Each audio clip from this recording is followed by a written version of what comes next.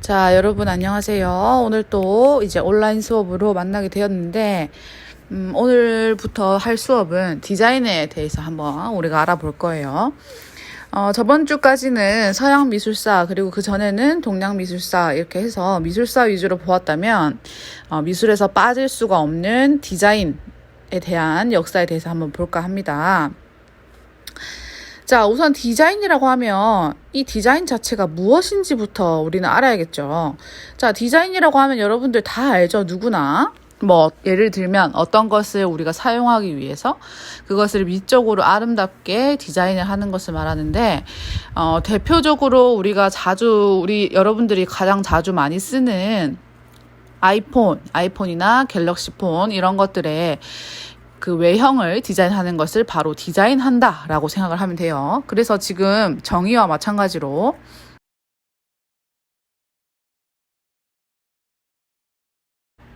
목적을 조형적으로 실제화한다라고 보면 되겠죠. 사용 목적에 따라서 어떤 조형 작품이나 제품의 형태, 그리고 색상, 그리고 장식 등에 대해서 계획을 한 다음에 도안하는 것을 바로 디자인이라고 합니다. 자, 그래서 우리가 디자인이라고 하면 정말 많은 것이 포함이 되는데, 우리가 그냥 사용하는 연필부터 시작해서 샤프, 필통, 휴대폰, 에어팟 케이스 이런 것들 모든 것을 다 디자인한다라고 생각하면 되겠죠.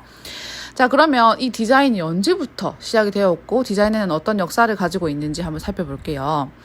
자, 우선 디자인이라고 한다면 제일 첫 번째로 미술공예 운동을 빠뜨릴 수가 없어요. 미술공예 운동이 무엇이냐라고 한다면 19세기 말에 영국에서 시작이 됐어요. 윌리엄 모리스라는, 지금 오른쪽에 위에 사진 보이죠? 윌리엄 모리스를 중심으로 일어났던 수공예 부흥 운동인데, 자, 왜 그러면 수공예 부흥 운동이 나왔는지에 대해서 한번 의문을 가져봐야겠죠. 자, 이전에는 이제 막 기계가 개발이 되기 시작하고 이제 문명이 발달하기 시작했어요. 그래서 공장에서 막 산업혁명이 일어난 이후부터는 산업적으로 반복해서 제품을 생산하는 그런 형태였어요. 자, 근데 미술공예 운동은 무엇이냐? 우선 수공예 부흥 운동이라고 한다는 것은 수공예를 추구한다는 거거든요. 지금 밑에 사진에 지금 보면은 장인들이 이렇게 직접 무엇을 만들고 제작하고 디자인하는 과정이 나와 있죠. 자, 이렇게 해서 그 이전에 너무 개성이 없는 그런 반복적인 산업혁명이 초래한 그런 디자인 말고, 우리는 말 그대로 미술을 공예화하여 가지고 정말 수공예적으로 아름다운 그런 디자인을 만들자 해서 시작이 된 게 바로 미술공예 운동입니다.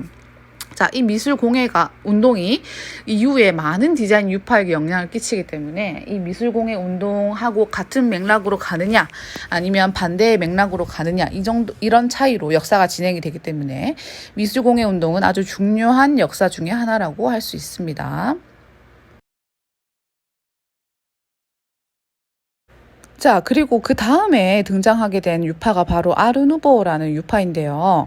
이 아르누보라는 것은 여러분들이 들어본 적도 있을 거예요. 지금 이 작품 세 가지를 보면, 자, 첫 번째로 건축에 대한 형태인데요. 우리가 이런 건축에 대한 형태는 많이 봤을 거예요. 그런데 이 당시에는 이렇게 건축물에서 곡선을 사용한다거나 이렇게 막 굴곡진 형태, 그리고 율동적인 이런 선을 사용하는 경우가 거의 없었어요. 근데 처음으로 아르누보가 이렇게 개성 있는 혁신적인 건축물을 제작을 했습니다. 자, 그래서 지금 왼쪽에 두 번째 작품하고 세 번째 작품은 포스터인데, 아르누보의 대표 작가라고 할 수 있는 알폰스 무하라는 사람이 있어요. 자, 그 사람은 현재 우리나라에서도 전시도 하고 그랬던 작가인데, 이 사람이 아주 아르누보의 대표자로서 유명해요. 대표 디자이너로서. 자, 보면 보통 여성의 이런 그 이미지 포인트들을 많이 모티브를 사용하고요. 그리고 그 여성의 머릿결에 이렇게 패턴이 들어가고, 그리고 그 주변의 장식적인 형태가 아주 곡선치고 율동적이고 장식적인 그런 형태가 많이 들어가는 것을 볼 수가 있어요. 우리 지금 현재 수행평가를 하고 있는 젠탱글 같은 거 있죠. 그 패턴 같은 것도 이 아르누보에서 영향을 많이 받았다고 해요. 자, 그래서 이렇게 미술공예 운동보다 조금 더 장식적이고 이런 율동적인 형태로 진행이 된 것이 바로 아르누보라고 합니다. 자, 그러면 아르누보는 어떤 점을 추구했냐 한번 살펴볼게요. 자, 아르누보는 새로운 예술을 뜻하는 아르누보라는 그 뜻에서 유래가 되었고요. 1980년대부터 1910년 사이 유럽 각지의 미국 그리고 남미에 이르기까지 국제적으로 유행한 양식입니다. 자, 이 아르누보의 특징은 아까 앞에서 본 도판과 마찬가지로 섬세한 꽃무늬, 반복적인 패턴이 들어가고요. 우리 젠탱글 할 때도 패턴이 많이 들어갔었죠. 그것처럼 그리고 긴 실루엣의 여인 이미지. 자, 여인 이미지이긴 한데 여인이 아주 이렇게 세로로 길쭉하게 들어간 형식을 많이 볼 수 있어요. 반복적으로 나타나는 양상이고요. 그리고 기존의 예술을 거부하고 모든 분야에서 새롭고 통일적인 양식을 추구하고자 했습니다. 자, 이 미술가들은 당시에 진보적인 도전이었는데, 자, 아르누보가 이전에 아까 선생님이 앞에서 건축물을 봤을 때 이런 건축이 이전에는 없었다고 했죠. 그때부터 그 전에 예술은 거부하고 새로운 분야에서 통일적으로 이렇게 곡선의 패턴을 반영시킨 그런 것이 바로 아르누보 디자인 사조라고 할 수 있어요. 자, 그래서 이 아르누보도 미술공예 운동 못지않게 아주 큰 의의를 가지겠죠. 자, 항상 어떤 유파나 어떤 디자인의 역사에서 그 전과 다른 뭔가 양상을 보여주게 되면은 바로 그것이 바로 혁신이고, 그렇게 혁신이 됐다고 하면은 당연히 그것은 바로 미술사적 의의로 정립이 되는 것이거든요. 그래서 여러분들이 미술 공예 운동이라든지 아르누보라든지 이런 단어를 평소에 잘 알고 있으면 나중에 그 얘기를 들었을 때 그런 것이 있었지라고 생각을 할 수 있으니까 여러분들이 이런 미술적인 그런 견식을 넓힐 필요가 있어요. 자, 이제 또 다른 유파가 생겨납니다. 빈 분리파라는 디자인 사조인데요. 자, 여러분들 저 오른쪽 맨 끝 위에 클림트 작품을 많이 본 적이 있죠.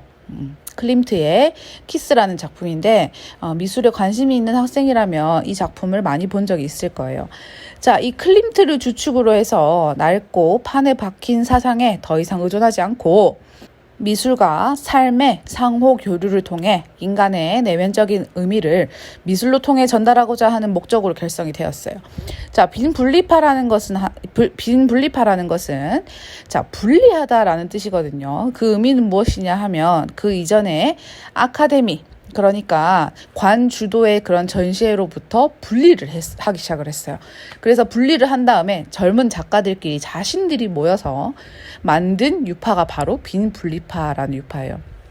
자, 그래서 이 디자인이라는 것은 미술 사조의 역사와도 아주 밀접한 연관이 있기 때문에 미술사에서 유명했던 그런 표현주의 화가들 있죠. 그런 화가들하고 많이 교류를 하면서 디자인을 하기 시작을 합니다. 그래서 빈 분리파의 대표적인 것은 건축물인데, 지금 이 중간에 있는 건축물 보면 곡선도 들어가 있지만 직선도 들어가 있어요. 그래서 이전에 아르누보는 단순히 곡선만 들어가 있었다면 빈 분리파부터는 직선, 그리고 가로 세로 패턴, 그리고 이런 곡선을 이용해서 이전에 또 없던 건축물을 제작을 하게 되겠죠. 자, 그래서 오른쪽 밑에 클림트 작품 밑에 보면은 에곤 실레라는 작가가 있거든요. 이 작가는 표현주의 작가인데, 자, 에곤 실레가 이 분리파에 영향을 많이 미쳤다고 합니다. 자, 그래서 여러분들이 에곤 실레 그림을 좀 관심 있게 본 사람들은 알 수도 있을 거예요. 자, 에곤 실레 같은 사람이나 클림트 같은 사람들이 이 빈 분리파에 영향을 많이 미쳐서 젊은 작가들끼리 모여서 그룹을 결성한 것이 바로 빈 분리파라는 그룹이었습니다. 자, 이제 근데 아르누보와 빈 분리파 이런 것들이 다 이제 반대되는 그런 성향의 사조가 등장하기 시작합니다. 이것이 바로 독일 공작 연맹인데요. 뭔가 지금 이 유파의 이름만 들어도 알 수 있듯이 조금 이렇게 규격화된 작품들을 많이 하는 이제 디자인 사조가 등장을 하게 되는데, 자, 한번 볼게요. 아르누보가 예술가들의 독립적인 운동이었다면 독일 공작 연맹은 집단에 의한 조직적인 예술 운동이었다. 자, 독일 공작 연맹은 이 연맹이라는 글자에서만 봐도 알 수 있듯이 조직적으로 움직이는 예술 운동이었어요. 자, 그래서 산업혁명의 후발주자였던 독일은 수출 경쟁력을 높이기 위해서 예술가들을 투입할 필요가 있었고, 그 당시 산업을 거부했던 예술운동, 즉 아르누보 같은 거, 그리고 미술공예운동 같은 거. 미술공예운동은 어땠어요? 수공예를 부활시키면서 산업을 거부했고, 그리고 아르누보 같은 경우에는 산업은 어느 정도 받아들여서 대량 생산을 하긴 하였지만, 아르누보가 추구하는 것은 엄청난 곡선과 그런 패턴, 그런 장식적인 거였기 때문에 장식적일수록 대량 생산하기가 힘들겠죠. 자, 그래서 그런 것에 반대를 하여서 독일 공작연맹은 대량 생산 체제, 그리고 반복적인 생산, 그리고 규격화된 형태를 만들어내기 시작합니다. 자, 그래서 지금 보면 주전자의 형태가 다 비슷하게 생긴 걸 볼 수가 있어요. 이게 바로 독일 공작의 연맹의 특징이기도 한데, 이렇게 규격화를 시켜놓고 뭐 수치나 그리고 디자인의 형태나 이런 것들, 색상 이런 것들을 정해놓고 그대로 반복적으로 생산하는 거였죠. 그래서 이 독일 공작 연맹은 아주 많은 그런 제품들을 디자인할 수 있었고, 생산해낼 수 있었고, 디자인할 수 있었던 거예요.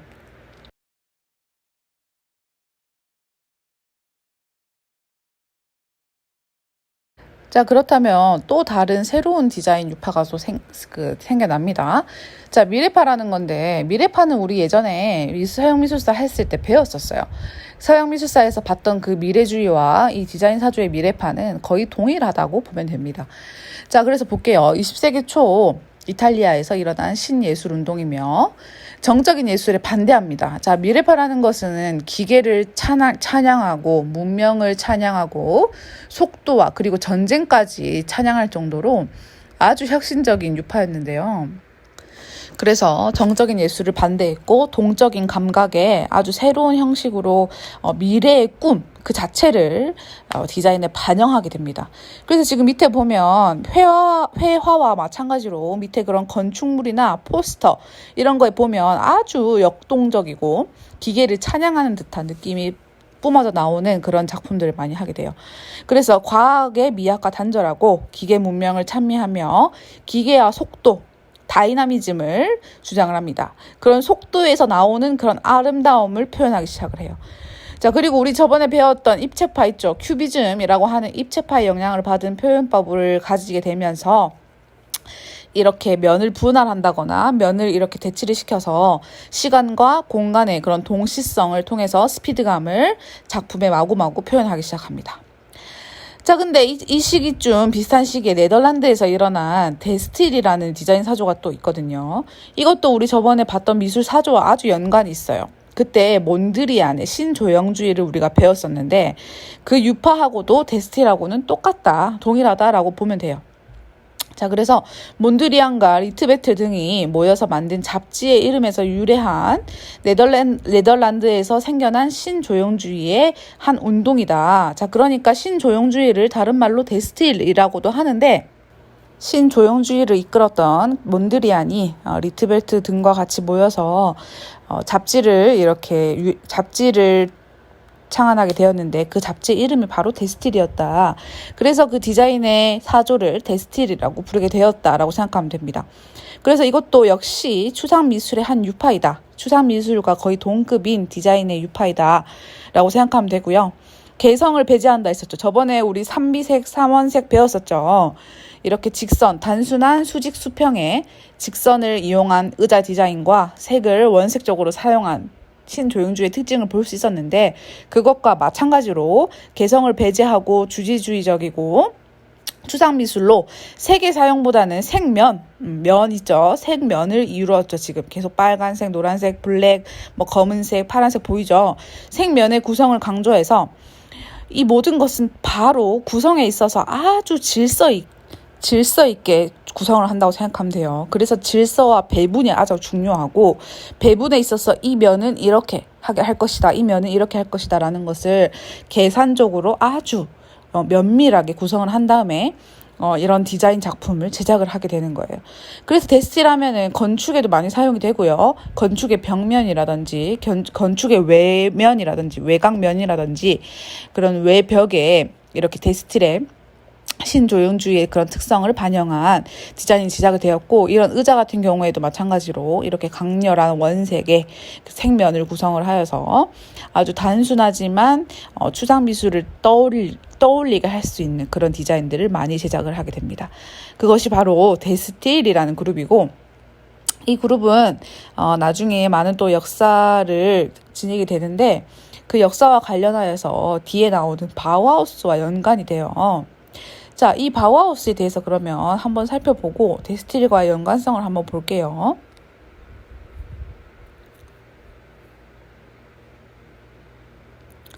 자, 바로 바우하우스는 독일 바이마르에 있던 조형 학교입니다. 학교 이름을 말하는 거예요, 바우하우스. 자, 1919년 건축가 발터 그로피우스가 미술학교와 공예학교를 병합하여서 설립을 했어요. 그러니까 쉽게 말하면 미술을 그리는 미술학도와 공예를 전공하는 학생들을 한 곳에 모은 거죠. 모아서 바우하우스라는 학교를 탄생을 시키게 됩니다. 자, 이 바우하우스는 독일어로 집을 짓는다라는 뜻의 하우스와 바우를 도치시킨 것인데요. 이 주요 이념은 건축을 주축으로 삼아요. 건축이 우선 대빵이다, 최고다, 건축이 최고이고 그 이외에 예술과 그런 공예의 기술을 결합한다라고 생각하면 돼요.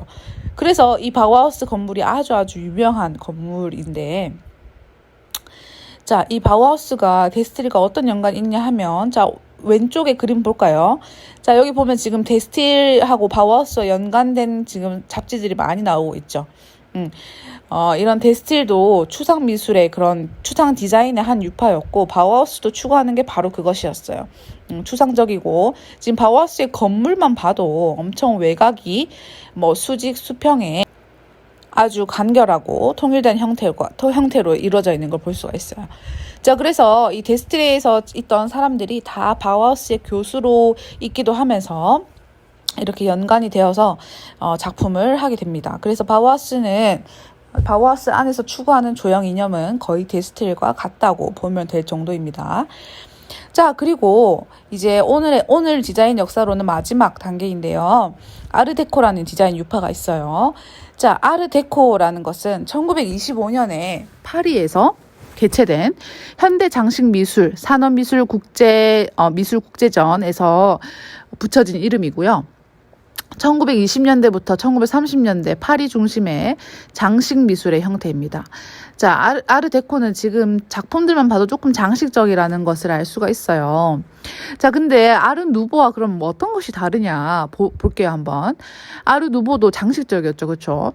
자, 아르누보가 수공예적인 것에 의해서 나타나는 연속적인 곡선의 선율을 강조하여서 공업가의 타협은 받아들이지 못했죠. 왜냐하면 아까 쌤이 말한 대로 너무 장식적이게 되면 어때요? 공장에서 생산하기가 어려워요. 그렇죠? 자, 그래서 공업과의 타협을 받아들이지 않았지만 반면 아르데코는 공업적인 생산 방식을 접목을 잘 시켰어요. 그래서 미술과 결합을 시키고 기능적이고 고전적인 직선미를 추구하였다는 점에서 아주 차이가 있는 것이에요. 그래서 아르누보는 공장에서 생산을 실제로는 할 수가 없었다. 그걸 추구는 하긴 했지만 실제로는 사용할 수가 없었는데, 아르데코는 공업적인 생산 방식을 아주 잘 접목을 시켜서 대량 생산 체제도 구비를 했고 이렇게 장식적인 형태도 만들어냈다라고 생각을 하면 됩니다.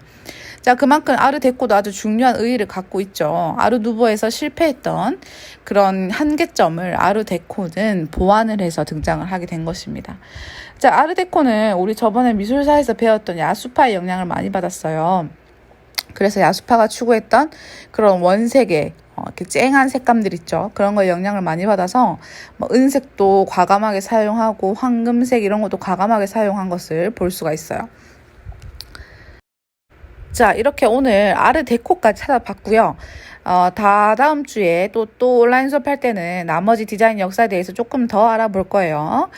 자, 그리고 우리가 지금 수행평가를 2개나 이렇게 해야 되는데 수업 시간에도 선생님이 말을 했고, 아직 수요일 수업에 든 친구들은 모의고사니 부처님 오신 날이니 어린이날이니 이런 공휴일이 겹쳐가지고 아직 얘기를 못 들었을 텐데, 미술 수행평가가 총 2개, 그러니까 태도 점수까지 합하면 총 3개를 평가를 하게 되는데, 첫 번째가 우리 젠탱글이었죠. 지금 젠탱글은 하고 있고요.